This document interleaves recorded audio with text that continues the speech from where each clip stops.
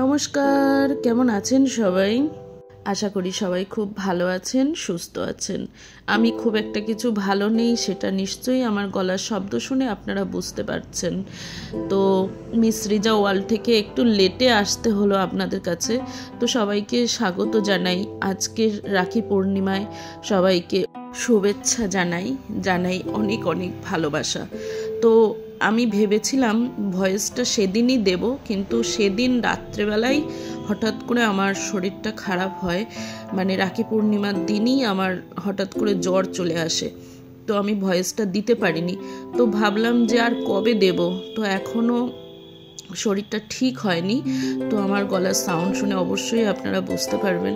তো অনেকটা কাজ আছে সকাল থেকে, মানে কাজগুলো করেছি। চলুন কাজগুলো আপনাদের সাথে একটু করে শেয়ার করে নিই। প্রথমত সকালে উঠে আমি একটা বাসি ড্রেস তো প্রত্যেক দিনই চেঞ্জ করি, তবে আজকে চেঞ্জ করেই কিন্তু রান্নার জায়গায় চলে এসেছি সকালের টিফিনটা বানাতে। আর আজকে তো রাখি পূর্ণিমা, কোনো কিছু শুভ কিছু হওয়া মানেই একটু পায়েস, সেই জন্য পায়েসের তোড়জোড় করে নিয়েছিলাম। আর এদিকে লুচিটাও ভাজছি, এদিকে পায়েসটাও হচ্ছে। তো আমি গোবিন্দভোগ চালটা কিন্তু ধুয়ে রেখে ঝরঝরে করে, মানে একদম জলটাকে ঝরিয়ে নিয়েছি, আর একটু ঘি দিয়ে চালটাকে বেশ ভালো করে মাখিয়ে নিলাম। তো নিয়ে তারপর ওদিকে তো দুধ ফোটাতে বসিয়েই ছিলাম। তো এই যে দুধটা আস্তে আস্তে ফুটে গেছে। তো এইভাবেই আর কি কাজকর্মগুলো করেছি, তো আপনারা দেখতে থাকুন। তো সবাইকে বলবো প্লিজ সবাই একটু পাশে থাকবেন, যদি ভালো লাগে অবশ্যই একটা লাইক আর একটা কমেন্ট করবেন। তো আমুল দুধ রেখেছিলাম, আমুল দুধটা আবার একটু গরম জল করে গুলে নিয়ে তারপরে আবার এর মধ্যে ঢেলে দিলাম। তো এদিকে লুচি আলুর তরকারি সবটাই করে নিয়েছি। তো আমার ভাই অনেক দেরিতে আজকে আসবে বলেছে, তো কি করা যাবে। তো ছেলে মেয়েকে বললাম যে তোরা আগে দিয়ে নে, তারপর মামাই আসলে আমি দিয়ে দেব। তো এখানে প্রথমত মেয়ে আগে আমাদের বাড়িতে গোলাপ হয়েছে, সেই গোলাপ দিয়ে নিজের হাতে রাখি তৈরি করেছে, দিয়ে গোবিন্দজি আর গণেশজিকে আগে রাখি পরিয়ে নিচ্ছে, তারপরে ওর ভাইকে পরাবে। তো এই যে ভোগ দেওয়া হয়ে গেছে, আরতিও করে নিল। আর ও বলছে মামা এবার কিন্তু, মানে এবছর আর দিতে পারেনি ও, যদিও ওর বাবাইকে রাখি পরাবে, এটা ওর খুব ইচ্ছে। আমি বললাম ঠিক আছে তাই হবে, এবছর তো আর রাখি কিনে আনা হয়নি, আর কি করা যাবে। তো বলছে যেখানে যে আমাদের সৃষ্টি করেছে তাকে যদি আমরা রাখি পরাতে পারি, তো তাকে যেমন আমাদের সখা এবং বন্ধু এবং দাদা পিতা এবং ভাই সব কিছু ভাবতে পারি, তাহলে আমাদের যে ভগবানের পরে যে জন্ম দিয়েছে সে হচ্ছে আমাদের পিতা মাতা। তো পিতাকে কেন আমরা রাখি পরাতে পারি না? অবশ্যই রাখি পরাতে পারি, তাই না মামা? আমি বললাম হ্যাঁ অবশ্যই, একদম দারুণ কথা বলেছিস তুই, অবশ্যই রাখি পরাতে পারিস। তো ঠিক আছে, পরের বছর থেকে রাখি পরাবি। তো ও তো খুব খুশি হয়েছে। তো এই যে গনুজিকে একটু রাখি পরিয়ে কিন্তু অনেক খুশি হয়ে গেছে।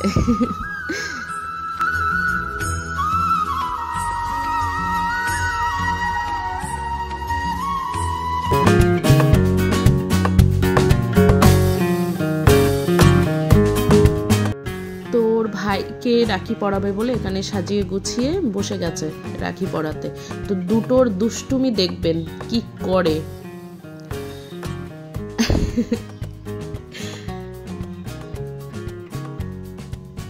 ও দিভাই একরকম বলবে, ও আর একরকম করবে।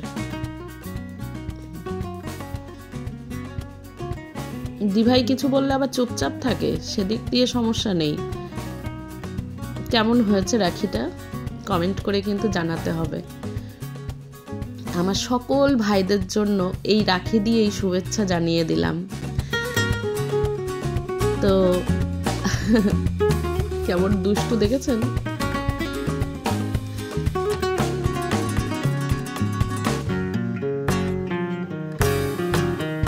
দিভাই বলেছে তুই একটু চুপ করে বস, তাই চুপচাপ হয়ে গেছে।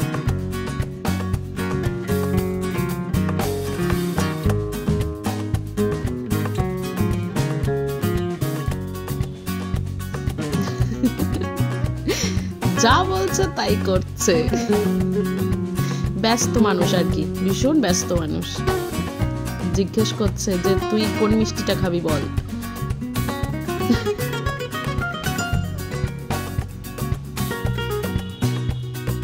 গিফট নেওয়ার সময় অবস্থা দেখবেন। আর সোনু ওর দিভাইকে যে গিফট দিয়েছে সেই গিফটটা একটু অবস্থা দেখবেন। ও আঠা দিয়ে দিয়ে কিভাবে প্যাকিং করেছে, হ্যাঁ মানে কাগজ দিয়ে আঠা দিয়ে পুরো ঘিরে দিয়েছে, মানে পুরো সিল করে দিয়েছে।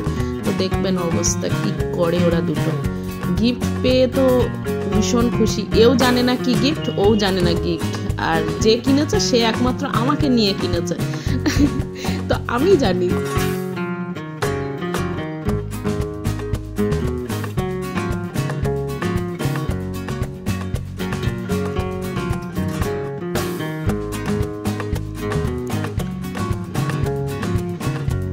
তো মেয়ে অ্যাকচুয়ালি বারবার বলছিল মামা বেলভিটার একটা সেন্ট কিনবো। তো সোনু 500 টাকা জমিয়েছে ওর বাবাইয়ের কাছ থেকে নিয়ে নিয়ে। তো এবার দেওয়ার সময় বলছে মামা 480 টাকা একটা সেন্টের দাম বলছে, আমার সব টাকা ফুরিয়ে যাবে, তো কি করব। তো দোকানদার তখন বললেন যে ঠিক আছে তুমি সেন্ট না নিয়ে পারফিউম নাও। তো পারফিউম নিয়েছে, তো সেটাতেই আমার মেয়ে ভীষণ খুশি হয়ে গেছে, বেলভিটা পেয়েছে এই জন্য। তো এই দেখুন ও আবার যে গিফট কিনেছে সেটাও কিন্তু আমাকে নিয়ে গেছে। আর তখন সোনু আর সোনুর বাবাই ছিল অন্য দিকে দাঁড়িয়ে, অর্থাৎ কেউ জানে না কারোর গিফটের কথা, দুজনের কাছেই সারপ্রাইজ ছিল। এটাই হচ্ছে সব থেকে বড় ভালোবাসা, তাই না? ভীষণ বড় ভালোবাসা। ওর দিভাই দুটো চকলেটও দিয়েছে, দেখুন অবস্থা। চকলেট দুটো নিয়েও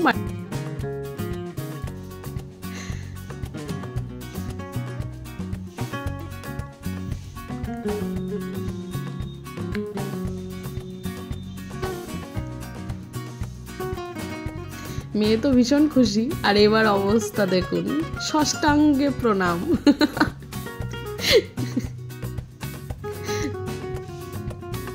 এইরাই আমার জগৎ, বুঝেছেন? এরাই আমার সব কিছু। আমার ছেলে একদম পছন্দ করে না ওর মুখে কেউ আদর করুক, ও একদম পছন্দ করে না। ও একটু অন্য ধরনের, ও কারোর এঠো খাবার খাবে না, মানে কারোর পছন্দ করে না।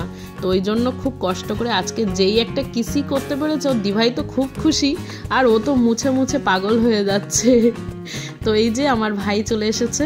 এখন কটা বাজে জানেন? এখন 4টে বাজে, ও চলে এসেছে। তো এই যে আমি আর দেরি করলাম না, যে অবস্থাতে ছিলাম সেই অবস্থাতেই বসে গেছি।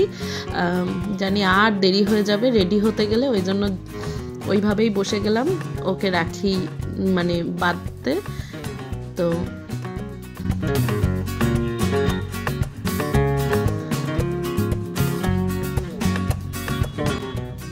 আমরা একটু বড় হয়ে গেছি, তো ওই জন্য আমরা দুষ্টুমি করিনি। দেখেছেন আমরা কোনো দুষ্টুমি করেছি? আর সোনু এখানে বসেছে ওর মামাইয়ের পাশে, ওর মামাইয়ের ফোনটা নিয়েছে।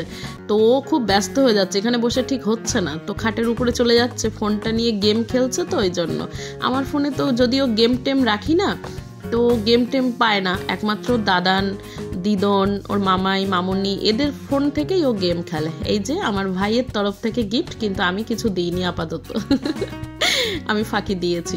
তো আজকে দুপুরের মেনু এটাই ছিল। আমি আরও বললাম ভাইকে যে তুই একসাথে দুপুরের মানে খাবার আর সকালের খাবার একসাথেই খা।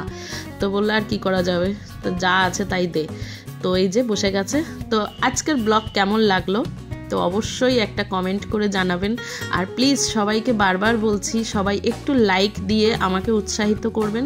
সবাই ভালো থাকুন, সুস্থ থাকুন, আবারও দেখা হবে নেক্সট একটা ব্লগে। সবাই নিজেদের শরীরের দিকে অতি অবশ্যই খেয়াল করবেন। তো সবাই ভালো থাকুন, টাটা।